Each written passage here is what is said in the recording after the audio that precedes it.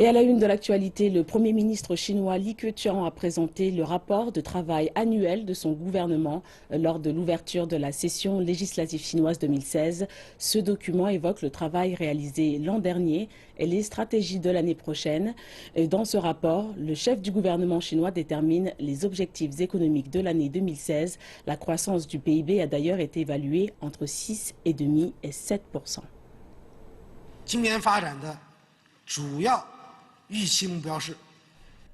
Les objectifs principaux de développement pour 2016 sont les suivants. Une croissance du PIB située entre 6,5 et 7%. Nous avons tenu compte de la nécessité de parvenir à la réalisation d'une société de moyenne aisance à tous les égards, mais aussi du besoin de faire progresser les réformes structurelles.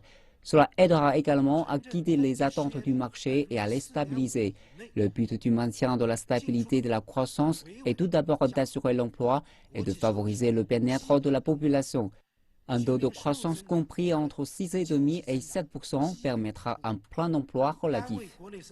L'an passé, l'objectif de croissance du PIB se situait autour de 7%. La croissance réalisée par la Chine est de 6,9%, la progression la plus basse en 25 ans. Le pays, sous le coup d'un ralentissement économique, cherche à développer un modèle de croissance durable.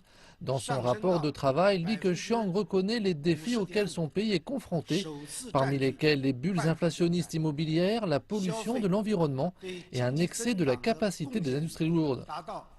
L'année 2016 marque le début du 13e plan quinquennal chinois. Dans ce plan qui prendra fin en 2020, les réformes structurelles sont prioritaires. Ce samedi, le Premier ministre chinois a affiché sa confiance dans la capacité de la Chine à atteindre ses objectifs. Il a déclaré que les objectifs économiques sont en accord avec le but ultime chinois, qui est de terminer la réalisation d'une société de moyenne aisance à tous les égards.